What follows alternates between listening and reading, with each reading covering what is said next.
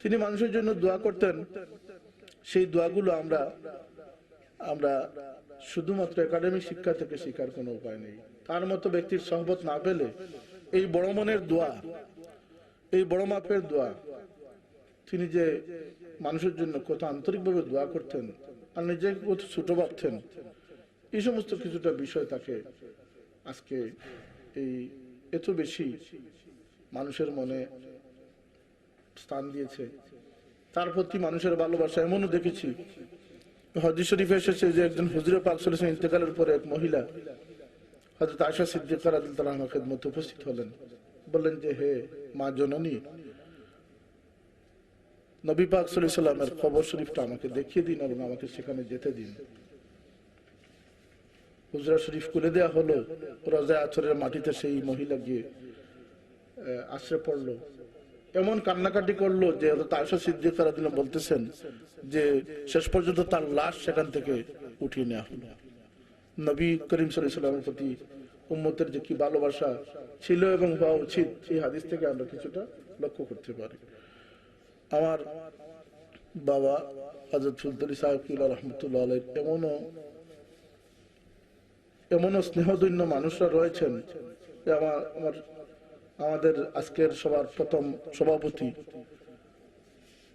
কবি আল মাহমুদ সাহেব, তিনি যখন বাবার সান্নিধ্যে গিয়েছিলেন আমরা সাথে ছিলাম,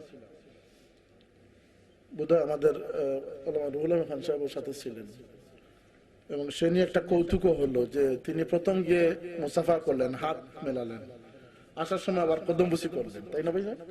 তো বলা হলো যে আপনি এই কদমবুসি যে করলেন এটা কি কোনো কারণ আছে? তিনি বললেন যে হ্যাঁ, এটা ওনাকে দেখার পরে আর আমি ভাবলাম যে তিনি তার পা ছুঁয়ে একটু দুলা নেওয়া আমার উচিত। এটা যে মানুষের মধ্যে একটা কিছু সৃষ্টি করতে তিনি পারতেন। আজকের এই বইয়ে ভূমিকায় আমার আরেক ভাই ইউসুফ শরীফ সাহেব একটি কথা লিখেছেন, এটা অত্যন্ত সত্য এবং বাস্তব, যে দেশের শীর্ষস্থানীয় লোকজন তাকে এক মুরব্বী হিসাবে পেতেন আর তার সান্নিধ্যে গেলে স্নেহসিক্ত হয়ে পড়তেন।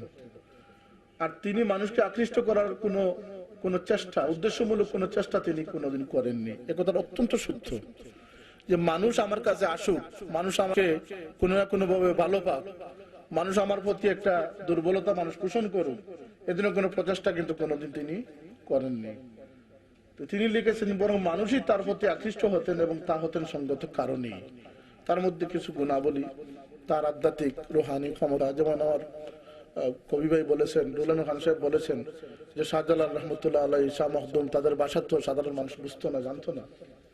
আমার বাবার ভাষাও যে সমস্ত মানুষ বুঝতো না, আমি সফর সঙ্গী থাকতাম অনেক সময়, যেমন আরফার ময়দানে 1991 ইংরেজিতে হজের সফরে বিভিন্ন ভাষাভাষী মানুষ তার তাঁবুর কাছে এসে জমায়েত হলো, এবং দেখলাম ঘন্টার পর ঘন্টা এমন সুপুরুষরা, সাধু মানুষরা তার চেহারার দিকে তাকিয়ে থাকলো, 1 ঘন্টা 2 ঘন্টা তাকিয়ে থাকলো, তারপরে চোখের পানি ফেললো এবং তার জন্য কিছু খেদমতের করার সুযোগ খুঁজলো। তো তারা তো তার ভাষা বুঝে নাই। হযরত ফুলতলি সাহেব কিবলা তার ভক্তজনের সাথে কি কথা বলছেন সেটা তো তাদের ভাষা বুঝার কথা না, কিন্তু তারা তন্ময় হয়ে তার চেহারার দিকে তাকিয়ে থাকলো, তার চেহারাই দলালত করলো যে তিনি একজন কামেল বুজুর্গ, এবং তারা তার কাছ থেকে দোয়া নিলেন। মতাফের মধ্যেও তাকে ভিন্ন, তাকে আলাদা মনে হলো। সব জায়গায় তিনি আলাদা কেন? তার সেই কেনর উত্তর হচ্ছেন তিনি নিজের কোনো প্রচেষ্টা নয়, এটা আল্লাহর কাছে তার মকবুলিয়ত। তিনি যেটি করেছেন সেটি হচ্ছে যে তার জুহুদ জিহাদ, তিনি আল্লাহর জন্য কুরবান উৎসর্গ করেছেন, তার শ্বাস প্রশ্বাস, তার সহায় সম্পত্তি, সন্তানাদি, তার সমস্ত মেধা সবকিছু আল্লাহর জন্য নিবেদিত ছিল।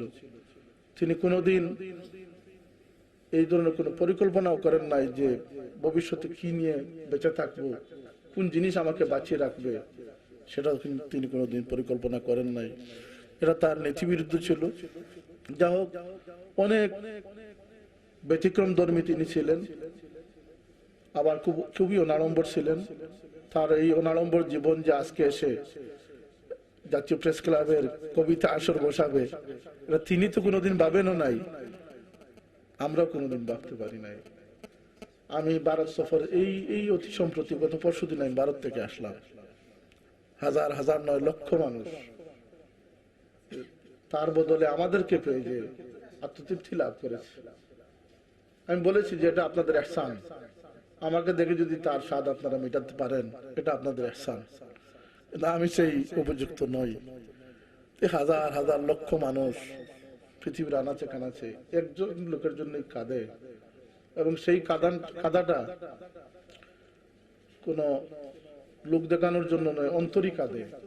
এমন লোক তিনি আমাদের ছেড়ে চলে গেছেন, এমন লোক আরো এই জমিনে আসুক, তার রেখে যাওয়া খেদমত সুশৃঙ্খল ভাবে আরো উন্নতি লাভ করুক।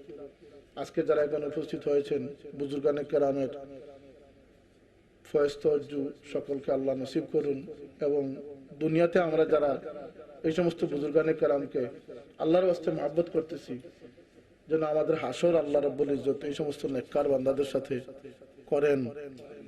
এটাই আমাদের সবচেয়ে বড় চাওয়া পাওয়া। সকলকে আমি মোবারকবাদ জানাচ্ছি, আন্তরিকভাবে অভিনন্দন জানাচ্ছি। ওয়া আখিরু দাওয়ানা আলহামদুলিল্লাহি রাব্বিল আলামিন। আসসালামু আলাইকুম। আসসালামু আলাইকুম ওয়া রাহমাতুল্লাহি ওয়া বারাকাতুহু। আমি 2-3 কারণে রাজি হইনি।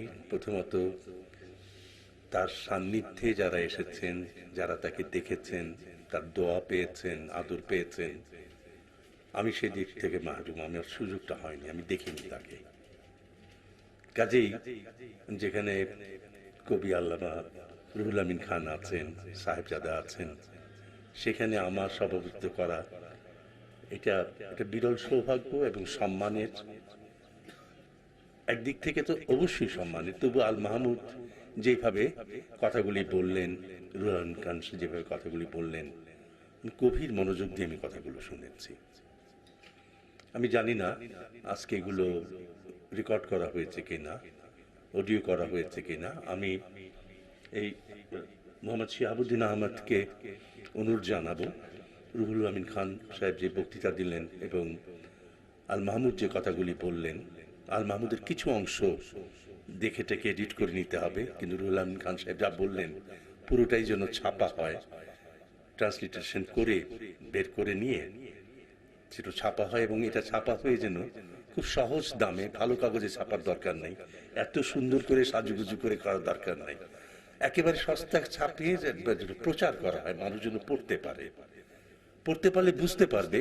আমাদের এখানে একটা কথা প্রচলিত আছে, পুলিশ আর মৌলানারা কখনো খয়রাত দেয় না। এটা বলে লোকে যে পুলিশের কাছে খয়রাতিরও যায় না, খয়রাতির আবার মৌলভী সাহেবের কাছেও যায় না।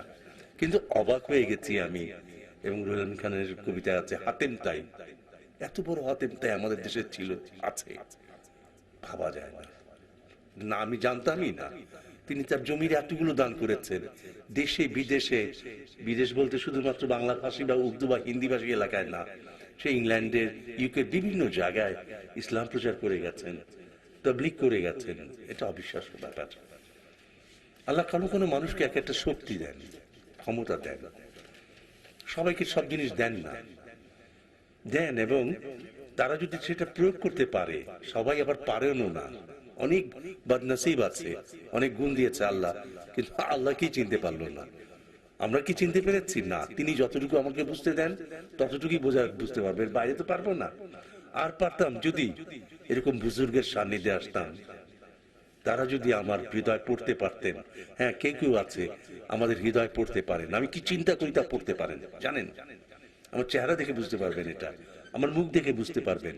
কেউ কেউ আছেন যে তারা শুধু নিজের সময়কে বোঝেন না, ভবিষ্যতে বোঝার ক্ষমতা রাখেন। আমরা বুঝতে পারি, আমি যদি সামান্য কিছু বুঝে থাকি, সব কথা বোঝার ক্ষমতা আমার নাই, আমার ওই জ্ঞান নেই, কিন্তু তবু যতটুকু বুঝতে পেরেছি তিনি এই ধরনের মানুষ ছিলেন।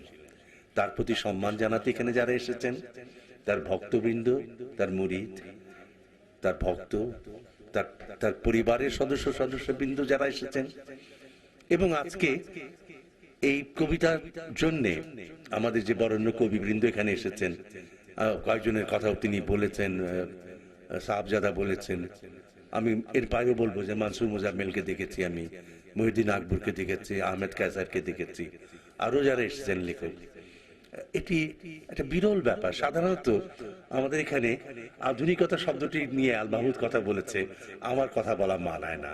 আমি এটুকু বুঝি, আজকে আমরা চাই বা না চাই, বিজ্ঞান এবং প্রযুক্তিকে অস্বীকার করে আমরা কিছুতে এগোতে পারবো না, এবং একই সঙ্গে আল্লাহ ও রসুলের দিক ছাড়া আমরা এক পাও চলতে পারবো না।